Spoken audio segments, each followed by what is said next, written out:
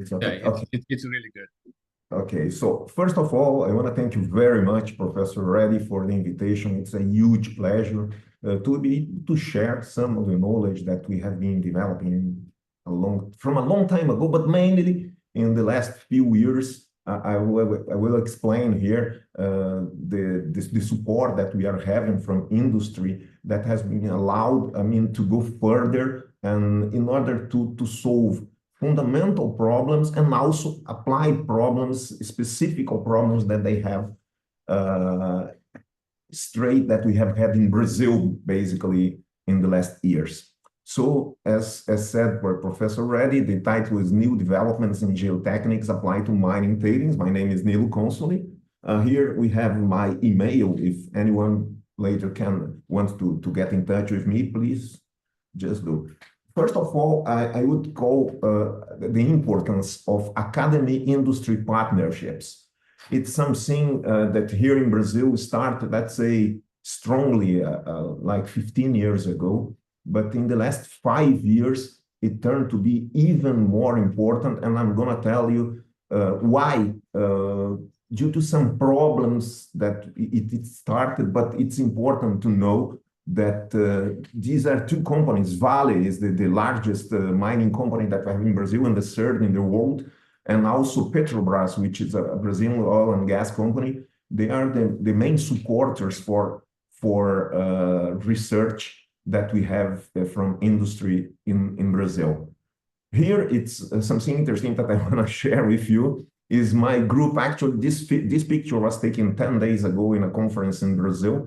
I have, thanks to the support at this moment from Vale, I am able to put a group of about 10 postdocs, about 22 PhDs, and about 10 master degrees that are working here. We are at a conference in Brazilian Conference of Geomechanics here in Brazil, with some of them, not everybody, but most of them, they were attending at this conference. And I think it's a nice picture to show a large part of the group here. Well, I would start from a long time ago, I would say 1990s. And so when I was doing my PhD, and I started trying to solve a problem at that time that was already something here in Brazil, even though I took my PhD in Canada. The problem solution trials to solve was a Brazilian problem that, of course, you have some other places in the world regarding the disposal of tailings behind a dam. And at that time, the idea was just to determine the reservoir capacity to receive tailings and such and so.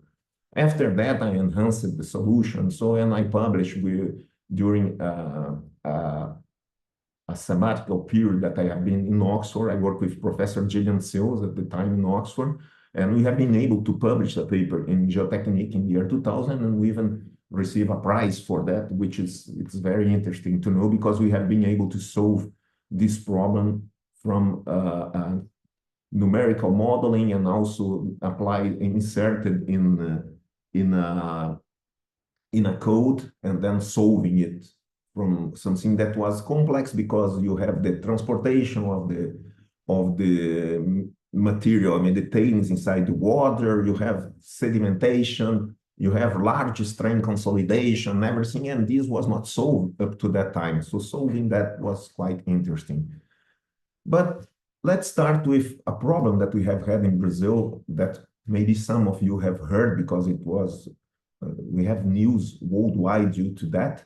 Here we have the Brumadinho tailings dam failure. It was an upstream dam that we can see in here, and it was, we have pictures here of the failure, this huge failure. It killed about 300 people, most of them workers from the company, from Vale, really. That was the company that owned these things, and it was an exploitation of iron ore, and so the residues were put there. This was the common way of putting here in Brazil.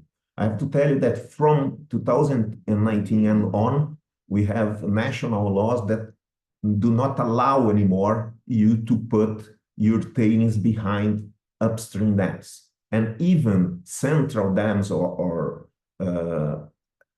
any kind of dam, they have not been accepted anymore here in Brazil regarding, putting tailings behind and such and so. It has been difficult to agree in doing so. So we have to look for novel ways of doing, or at least fixing the problem that we might have. So we carried out a specific study here, just to have an idea. If you have here a cut of an upstream dam, just to have an idea, here you have a dike, and then this dike, after it fill here, you put another on the top of the slime that you have here, and so it's very difficult, to guarantee the safety of this, because you are putting parts of your dam on the top of a slime. Anyway, we start thinking about ways of fixing or decommissioning this, and one of the things that we start thinking at the time was the possibility of doing some deep mixing below this part, at least in the frontal part of the dam in here.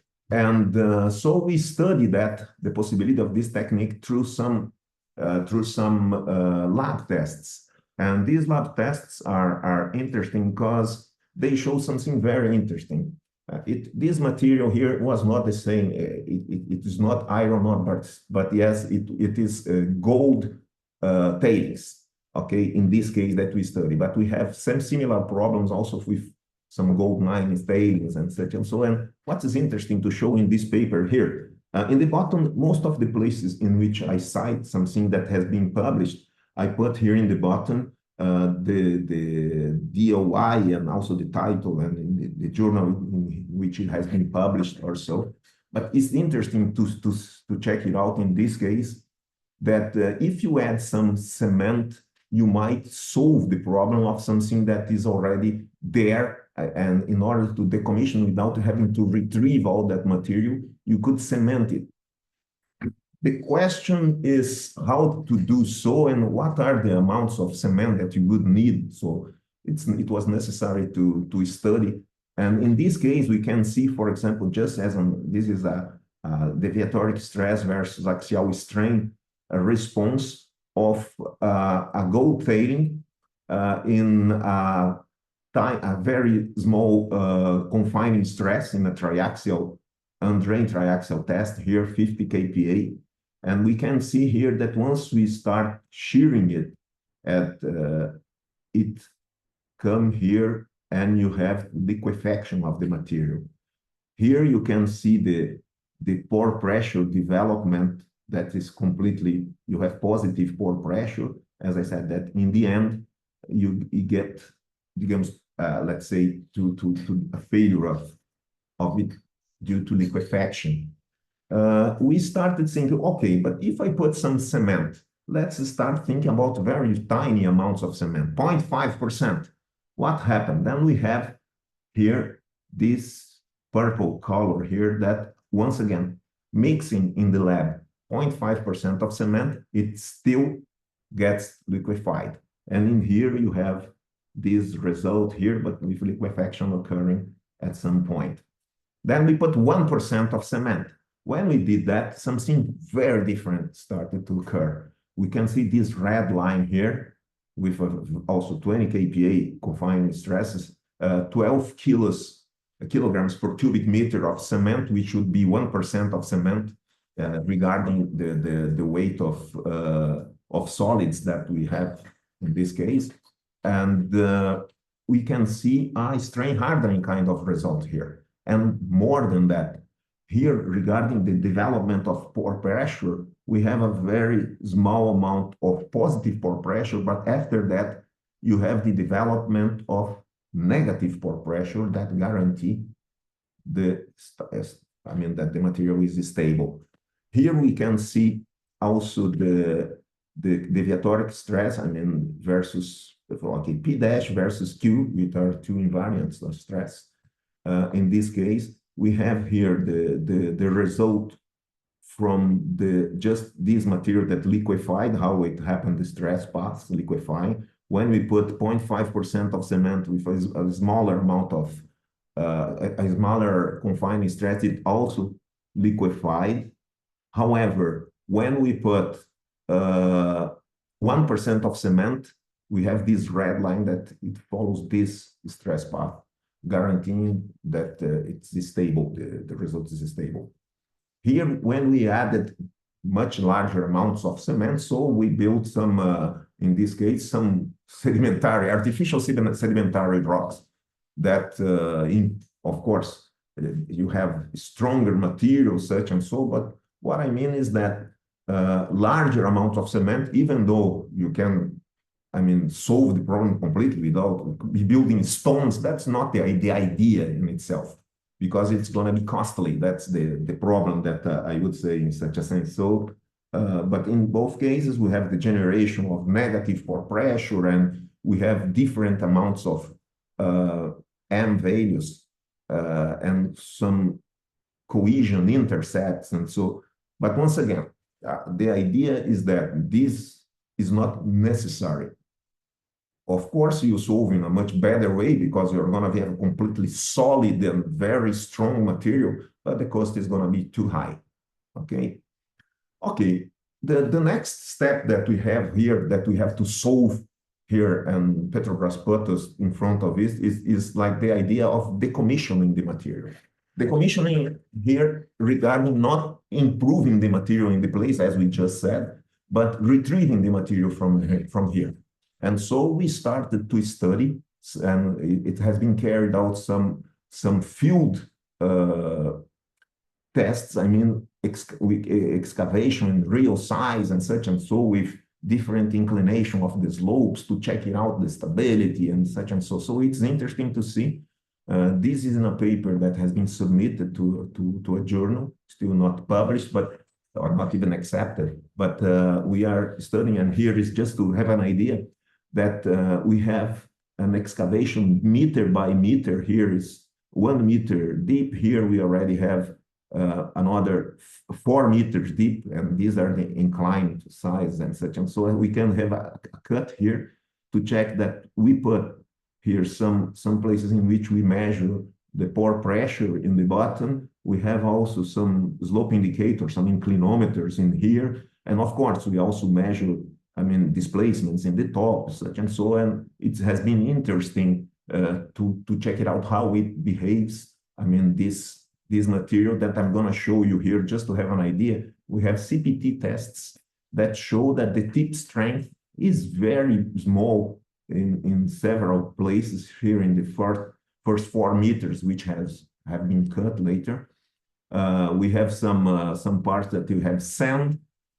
These are very loose, and here is more like a sandy material. Here you have a silty sand.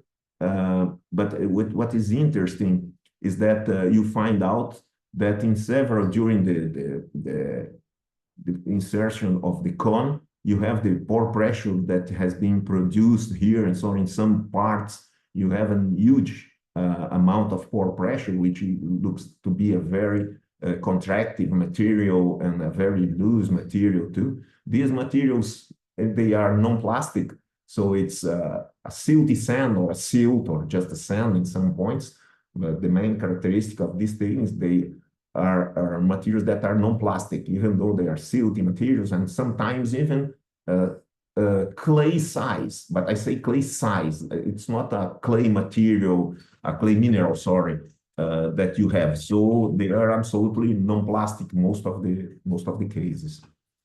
Looking on, we carried out also triaxial tests showing the results of drain on drain tests, and so in different, these 2 different stress paths from 100 to 400 kPa confining stresses. We have here the stress path is showing a unique value here of M in the critical state, let's say.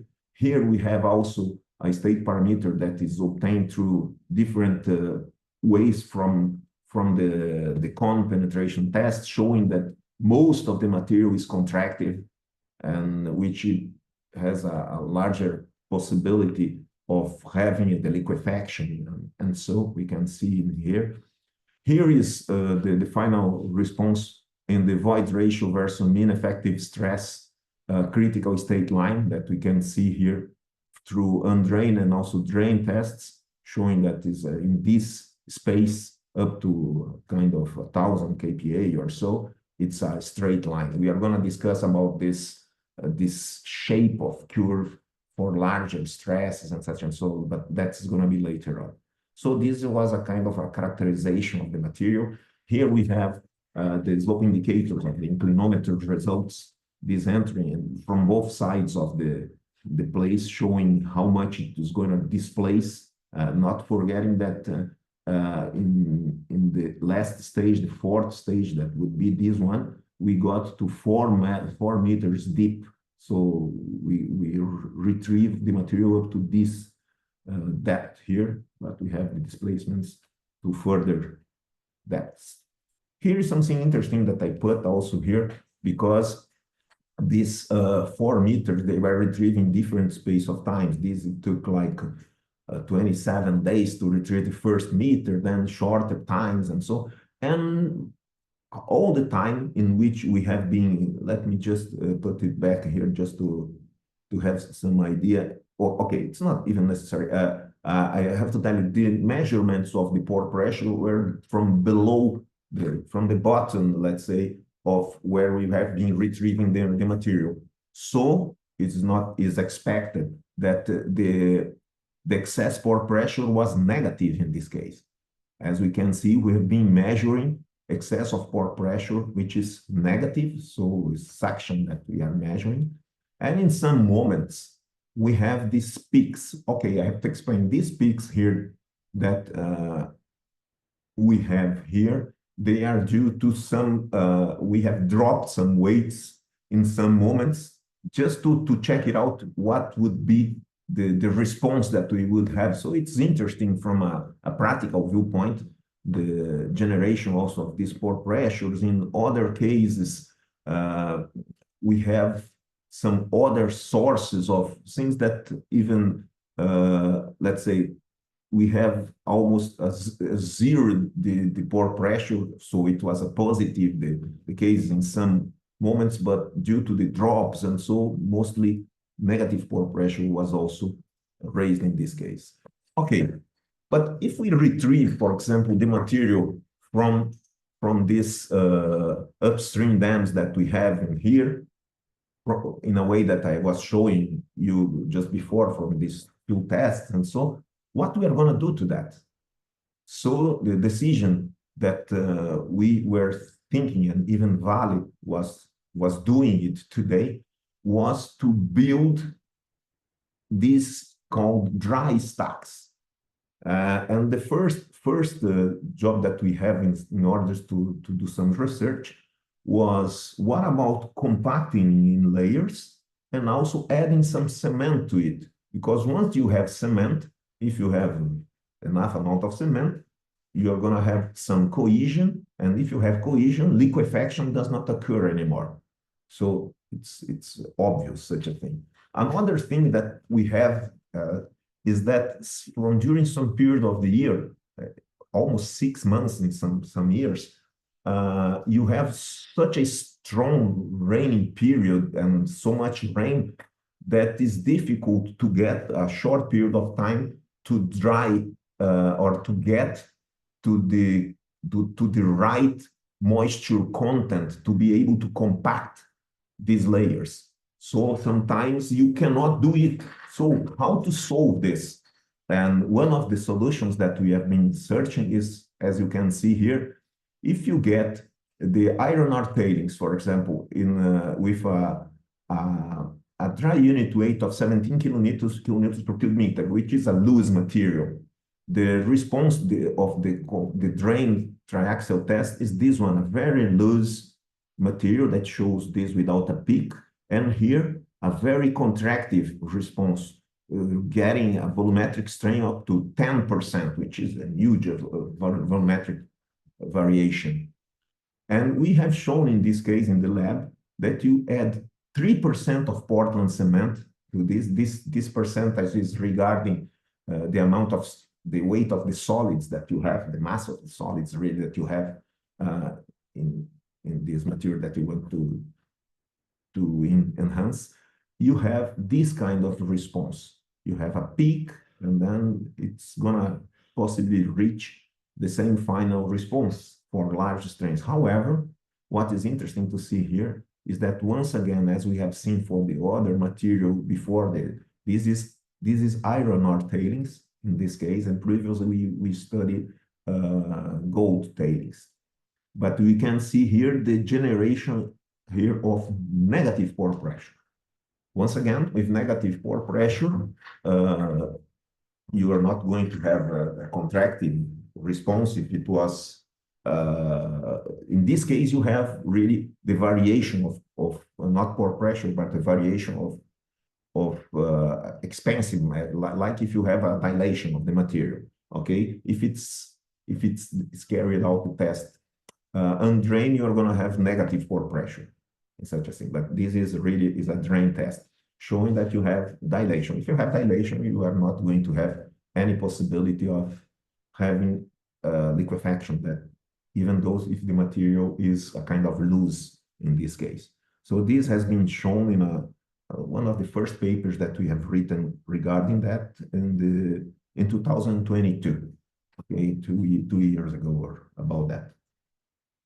Here we can see the concept that we have in the science. The idea here is the mining and such and so, but here is already a material that has been compacted, I mean, without any binder or so, but just compacted in small layers and such and so. Here are the ways that they are trying in some periods of the year. It's dry, so they have to add some water to get to the optimal moisture content, and following the rules as if you were working with some soil. But this is not soil, this is anthropic material, which means has been built by man and such and so. So we are going to do, and the idea that they have to build these named dry stacks is to reach 300 meters high. So this is not something that has been carried out here in Brazil before, and mainly in this tropical area, which is in central Brazil. So we have to study the stability and everything regarding of this compacted material. In this case, also studying it without any cement, and mainly what are the response if you have a 300 meters high dry stack? What's going to happen to the grains that are in the bottom or nearby the bottom? Are they going to break? What's going to change due to that? So we are studying even fundamental things, looking at it.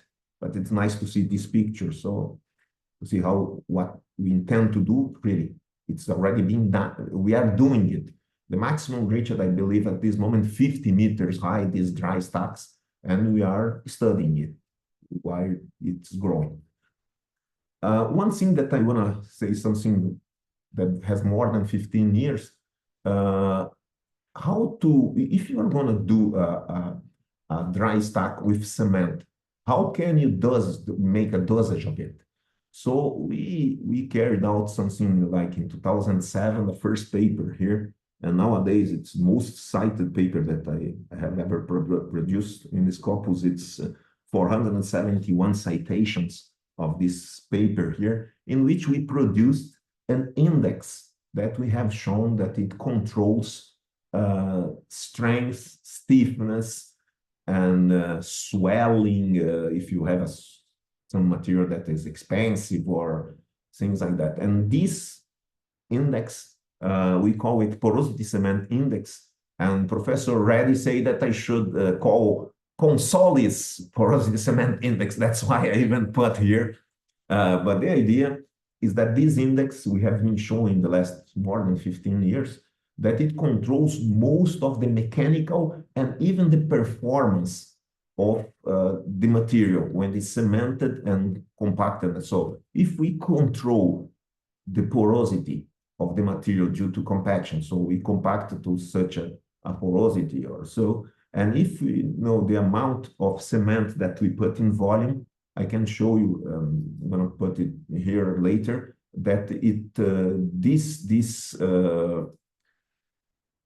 this index here controls strength, stiffness, as I said, durability, and other things. However, this was obtained experimentally in 2007. It was published in a joint study with University of Bristol with Professor Andrea Diambra and Erdin Ibrahim.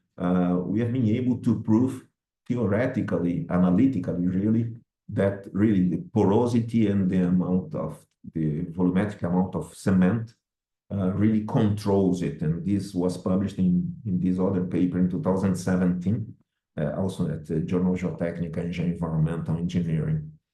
Here is a paper. For the first time, we use this concept for, in this case, gold mining tailings with Portland cement in a paper that was published at Canadian Geotechnical Journal in 2018, in which we show that this index, it controls, key U here is unconfined compressive strength, and also G naught, which is the initial shear strain versus it. There's a unique response to each one of these, even though if we use distinct amounts of cement and also use distinct porosities, because we compact to different porosities, the response is unique in here as a function also from strength, stiffness towards this index, and also what was completely new in this case for any material is that if you carry out some tests of durability tests, those that you carry out 12 cycles in which you put some in a temperature that dries the material, then you wet it once again, then you brush it and such and so on. Each one of these cycles, we arrived to the conclusion that we do have a unique response also for different amounts of cement and different initial porosities. The response of this index towards this accumulated loss of mass is unique. So you can see that more in details in this paper at Canadian Geotechnical Journal. Okay, but then in these recent studies that we carried out, we were looking at something different, because when you look at costs, of course, if one of the ideas of solving completely the problem of these dry stacks is adding cement as a possibility, of course, it has an increasing cost. And this is we started looking at possibilities of using the material that is produced during the steel production chain, which is what we are going to show here, or even inside the mining procedure, what you could do in order to be able to produce a cement inside this environment. So this one here is, if you are working in the whole chain of steel production, there's a point in which you produce something that is named ground granulated blast furnace slag, which is a residue from the steel industry, that you can use it to produce, in this case, we have shown here, a very interesting alkali activated cement. And in this case, more interesting even that this paper that was published this year at Transportation Geotechnics, we show that we can do it in, it is now is known as one part alkali activated, which is a solid material that you produce it as if it was Portland cement in the same way. So you mix it and everything in the same way that if you were using Portland cement. I am saying that because the other way of using this alkali activated is partly it would be, I mean, liquid, the one part of this blend. And this for soils or for disanthropic materials, when you have compaction, it gets to be difficult because you are adding something liquid, so the moisture content is going to change, and so it's a very difficult stuff. We produced also these studies regarding these two parts alkali activated, but we realized that in order not to change the ways that we have to carry out, I mean, things in the field, it's preferable to do this in a solid way. So you can find this in here. Another quite interesting thing, something that I get even afraid of talking about that because I'm talking in presence of Professor Reddy, which is the guy that knows the most regarding life cycle analysis and so. But anyway, we have a paper here that we produced also regarding the potential use of iron ore tailings to produce a cement from the iron ore. So here we have the conventional way of producing, for example, what is called sodium silicate with an activator. So, and also metakaolin, which is the material that is going to be the base to which this activator is going to act. So it's basically silica and alumina in an amorphous way. And so the conventional way, they attack some sand to produce sodium silicate with sodium hydroxide. They get clay and they calcinate and they produce so the metakaolin commercially and the sodium silicate commercially to use it as an alkali activated cement. So we carried out something using, instead of getting sand from somewhere else, we use the sand from the flotation process. We got from the overburning of the mine tailings, we got some metakaolin that we found, some kaolinite, sorry, that we found that. So you calcinate, and in the end, we're able to produce an iron ore tailings binder. And we show in this paper here that this material environmentally it's more sustainable than the one that you would get from the commerce or so. So it's interesting to show that as an alternative to produce a cement inside the mining itself. Here is just a paper that was also published now in 2024 in Journal of Materials and Civil Engineering, in which we have here the concept of initial modulus based on this index once again, and using this alkali activated material that we are dealing in here. So this material here, so you have the alternative metakaolin and the alternative sodium silicate. We use it in order to get the responses, and it's a function of course of this Consoli's index that we have here. In this case, through the shear modulus, but we show similar thing regarding durability and regarding the strength and so in this paper here that you can see. Here's another paper in which we use the same cement, and it was published on Canadian Geotechnical Journal also this year. So things are really recent, things that I'm going to show you here.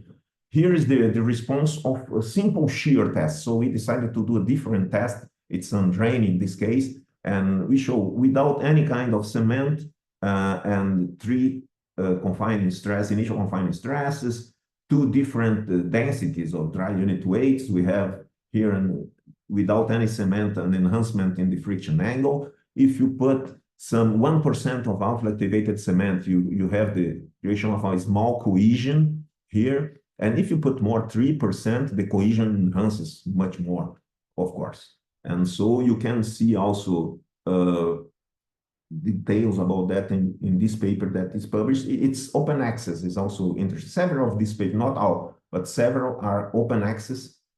So I imagine that these or even some I sent to Professor Reddy, and he also can make it available for you.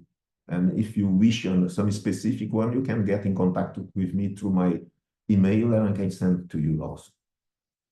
This is something very interesting. It's another paper that also was published now in 2024, in which we look about the possibility of using the flotation sand that we have to produce interlocking blocks.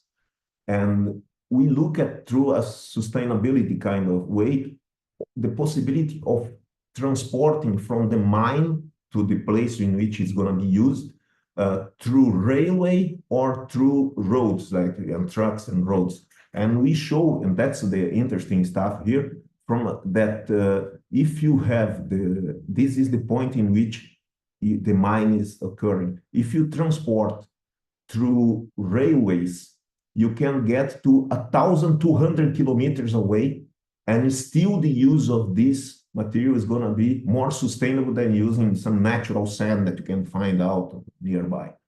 But if you use the road, it's just about 210 kilometers away that you can reach. So this is just enlargement of this province here. You can see it's just a tiny, about 210 kilometers away, the radius of it. So it's interesting response towards how you can manage to turn, still having a sustainable response, looking at sustainability, life cycle analysis through this. Another thing that I would like to just show you here, it's a research that has been carried out by Cindy Moncaliano. She's going to defend her PhD thesis now in the end of this year or beginning of next year. And she has been not using nanomaterial, but she developed a nanolite in a different way that has been done nowadays with some nanomaterials. And in this case, nanolime is something that is the size is about not much larger than 100 nanometers. And so it's interesting to check it out. And she's studying, in the end, I'm going to show you the concept that we have. How can we manage if we use this in order to reduce the amount of materials needed to enhance some soil or something like that? I'm going to show you like that. And so this is something else that we have been doing. And certainly we are going to get a patent about this, besides, but we intend also to publish the main concepts that we have been doing, not just the use of it, but as I said, the production, how to produce it. And in this case, she is studying the production from egg shells. So we have some places in which we have the production of albumine and some other stuff that you have plenty of these egg shells as a residue. So you don't have the difficulties of getting it in large amounts, such and so. And so she has been producing it and in a way that you don't have to put it to enlarge, to put to some temperatures, as usually you do to produce lime, but this in a different way, through some chemical stuff in order to get it very tiny, as we see here. This is 100 nanometers, so they get to this is one of the nanolimes, and here is another from the work that she has been carrying out. Here is some study that she's doing at this moment. She just showed you here. We put some bentonite together with some kaolinite, and it's we have a huge expansion due to that in a compaction that we have. But we have shown here that, for example, this 70% bentonite, 30% kaolinite, you have a huge expansion. But if you put some amount of eggshell lime, but in a micro size that you can get also, not nano size, but micro size, putting 2% of this lime, you get it, 20% of expansion, 22%, you get, 20 millimeters of expansion in this one dimensional. But if you put 2% of the nano lime, you have no expansion at all. Just to have an idea that how much you can enhance using the material in such a size. But this is something that has not been published yet. It's going to be soon, and also we are going to make a patent of the production of it. Here is a paper also interesting from the field, because we show another thing. When the humidity, moisture content is too high, you might have to reduce it, the moisture content. So we study two ways of doing so, and we show that here's all the procedure, because it has been done in the field also besides in the lab. Here is the blend that we've done with something that's very common. It's unslaked lime that is known to reduce the moisture content. And so here we show that with 2, 3, or 5, even with 2% is already get to the moisture content that we really want. But in other cases, we show also something that is unsuccessful, some super absorbent product that you do have in the market, that he collect the water. But what we see is that he collect the water, but the water is still inside. and it does not dry, I mean, the material itself, so you cannot compact. So it's a successful and unsuccessful way of doing it. So here is another paper also from field tests that we have with cement, in which we have done, I mean, the whole process with a mixing cement with soil, then the distribution, the compaction, then retrieving specimens, doing tests showing that it has been successful, this blendage that we have here. So the field specimens and the lab specimens, of course, the field, they are a little bit below the lab specimens, but it was very good. Even the blend was successful in the field too. Here is just to show the differences that we have regards angularity and other things here. I'm gonna start showing, this is a paper that was published, now it's open access too, and also pass to Professor Reddy too, once again showing the importance of studying specifically this material that is different in a sense that is, you have some fines inside, but they are non-plastic. You have something that this is more rounded from the studies that have been carried out. This is more angular and some other differences.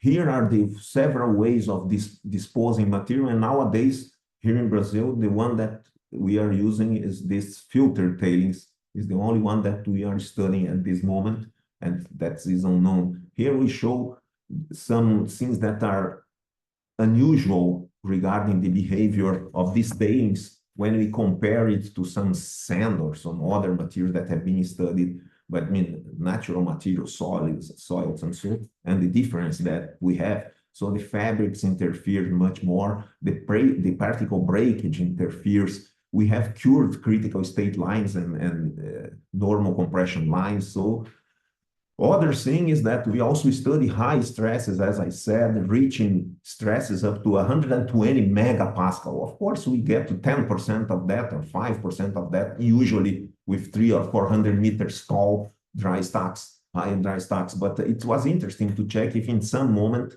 they are going to agree or to reach to a unique point. And in this case, just the material without cement, it was needed 120 megapascal really to get to similar responses. Here with cements, small and very large, just you never get, and look that this is in a monologue kind of response.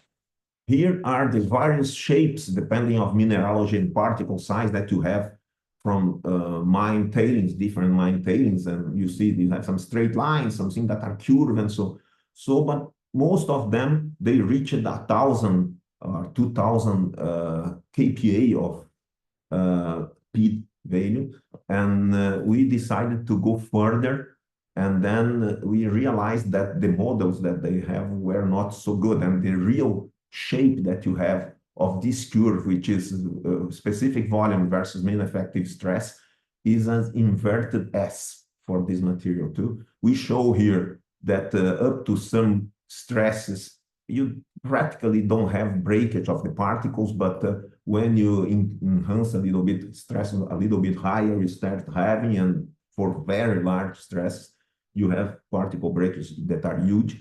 And beside of that, the critical state line in the PQ stuff is a straight line for this parting while you don't have the particle breakage. But when you start having, of course, it's not anymore something linear. So it's like instead of putting a curve, you see here that you would have a cohesion intercept or something similar to that when you start having this breakage as is shown here. There is a paper which also open access that was published in the Journal of Rock Mechanics and Geotechnical Engineering that gets the details of all these studies, including this part here showing the normal compression line or the maximum space that you could reach, and here the critical state line in this space in a monologue and also in a linear response. Here we have done studies about, it's a problem that they have to prove in the field, that would you have breakage of the particles due to compaction or you want, and we prove, and it has been published in this paper, proceeding of the ICE Geotechnical Engineering, that did not happen. It's a very interesting paper regarding practice, let's say. Here we also the influence of stress pass, if it's a compression or extension or stuff, you have M's that are completely different. But in this case here, compression or extension part here, you have friction angles at the critical state that are quite similar in this specific case. But we also are dealing with development of constitutive modeling. So I study constitutive modeling since the PhD that I worked with Professor Purushas, what was an expert in this area. He worked with Roscoe, and so critical state was something basic. And we have here studies by João Vitor Carvalho and co-authors here, in which we show some responses that we have for specifically these tailings that we are dealing in this paper that I have mentioned before. And once again, it is open access, and I would suggest you to look at it. Here are some not so typical materials. These are copper tailings. It's a publication on Geotechnics now in 2004 from another PhD student of mine, that he shows a transitional behavior so that we could not find a critical state line, and the result, the final result, would depend on the compaction that you have carried out in the beginning. So it's something different. And here, as we are dealing with, even in the title of this stuff with resilience, and so we have a paper that was published this week. It's also open access on Geotechnics, dealing with the influence of grading. So if you do have some, during the production of these residues that you have, you cannot control completely the amount of fines. So it can change for 0 to 30, 40 more %, or sometimes. So you cannot control that. But we show in this paper that even though you cannot control this, once you apply a unique compaction energy, you can have in the end a unique response. And we show here why.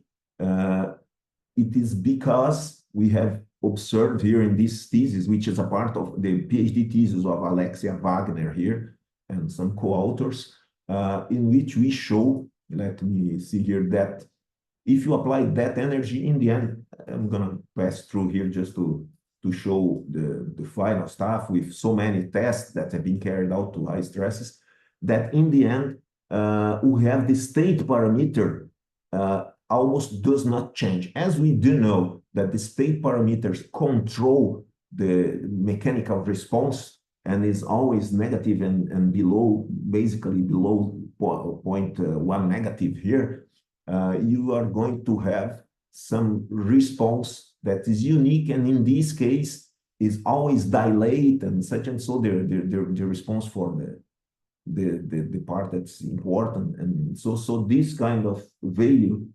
here, it shows that you do not liquefy the material, which is something that we are looking for. So I would also suggest, it's already published ahead of print, and I also have it at the influence of grading in compacted tailings behavior towards resilient design, which means that, as I was saying, it's important to know that if you apply a given energy, you are going to have, depending on the amount of fine, different initial void ratio, but when you shear your final void ratio, the difference between the void ratio left during compaction to one amount of fines and the last one that have a critical state line is going to be kept if you have 10, 20, or 30%, or even 0%. That has been shown in this study.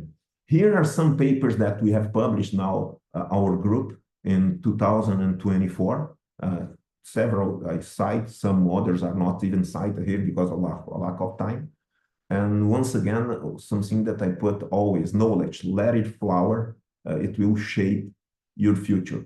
And once again, I want to thank at this moment Vale for supporting all this research. I'm going to stop sharing now. And thank you very much for your time. Thanks a lot. Yeah, thank you so much, Professor Consoli. It's an excellent presentation. So a lot of